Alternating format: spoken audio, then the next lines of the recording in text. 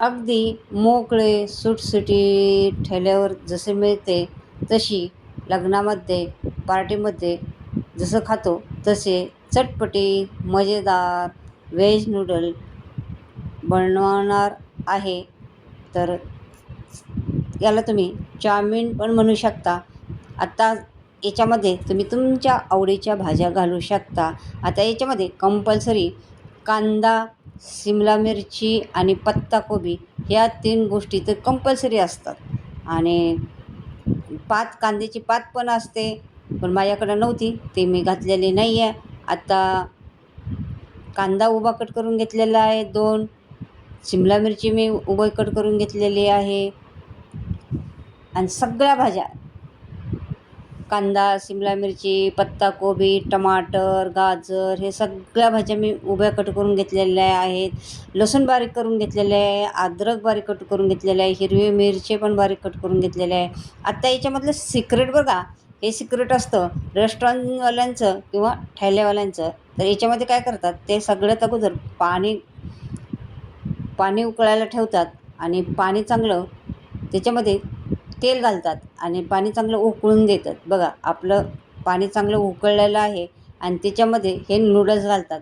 जेव्हा गरम पाण्यामध्ये नूडल्स घालतात आणि त्याच्यामध्ये तेल घातलेलं असतं, त्याच्यामुळे नूडल्स असे एकमेकाला चिपकत नाहीत आणि मोकळ्या सुटसुटीत होतात. हे आहे त्यांचं पहिलं सिक्रेट. आता पुढं दुसरं सिक्रेट पण सांगणार आहे आणि 70% इतकं शिजून घ्यायचे आहेत. आणि त्याच्यानंतर आता बघा, हे दुसरं सिक्रेट आहे. हे पाणी नूडल्स एका गाळणीवरती काढून घ्यायचे आहेत आणि अगदी थंड पाणी याच्यावरती तुम्ही घालू शकता किंवा नळाखाली असं तुम्ही थंड पाणी त्याच्यावरती घालायचं आहे. आणि त्याच्यामुळं काय होतं, नूडल्स आपल्या एकमेकाला चिटकून राहत नाहीत. कढई गरम करायची आहे, त्याच्यामध्ये तेल घालायचं आहे. 10 ते 12 लसणाच्या पाकळ्या अशा बारीक कट करून घातलेल्या आहेत. अद्रक 1 इंच बारीक कट करून घेतलेलं आहे. हिरव्या मिरच्या अशा बारीक कट करून घेतलेल्या आहेत आणि ते चांगलं परतून झालं ते उभा कट केलेला कांदा आपल्याला याच्यामध्ये घालायचा आहे. आता कांदा हलकासा परतण्यासाठी मी हलकंसं मीठ टाकलं आहे, तुम्ही नाही टाकलं तरी चालेल. आता याच्यामध्ये कांद्यानंतर कांदा असं जास्तच हे करायचं नाही, हलकंसं परतायचं आणि त्याच्यामध्ये हे सगळ्या भाज्या घालायच्या आहेत. भाज्या पण आपल्याला जास्त शिजवायच्या नाही, फक्त 70% इतक्या भाज्या शिजवून घ्यायच्या. त्याचा क्रंचीपणा टिकून ठेवायचा आहे. सगळ्या भाज्या याच्यामध्ये घालायच्या आणि सगळ्यात शेवटी टमाटर घालायचं आहे.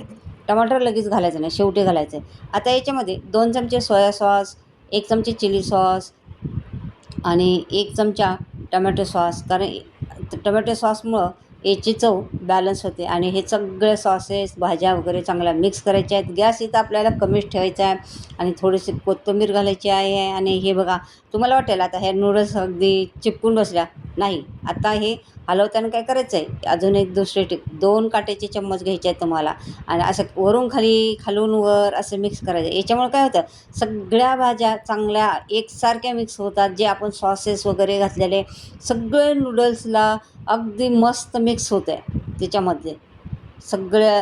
आणि अशा प्रकारे चांगलं असं खालून वर वरून खाली असं मिक्स करायचं आहे.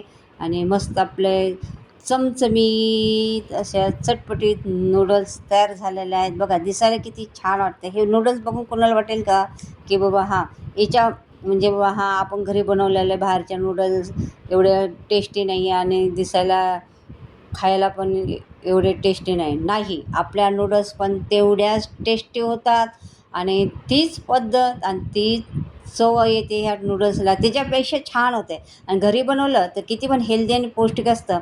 आपण आपल्या आवडीनुसार भाज्या याच्यामध्ये घालू शकता आणि मुलांना जर बनवलं तर त्यांच्यासाठी घरी बनवलं तर हेल्दी आणि पौष्टिक असतं. तर ह्या अशा आपले नूडल्स बनवून तयार झालेले आहेत. हे नूडल्स तुम्ही नक्की बनवून बघा. अशाच किचन चॅनलवरती नवीन असाल तर चॅनलला सबस्क्राईब करा, रेसिपीला लाईक करा आणि कोणाकोणाला हे रेसिपी बनवून बघितली त्याने मला कमेंटमध्ये नक्की सांगा.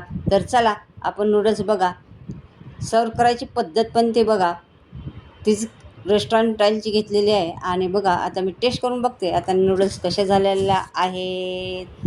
हां, आणि गरम गरम नूडल खायला कोणाला आवडत नाही. बघा, मस्त झालेल्या आहेत.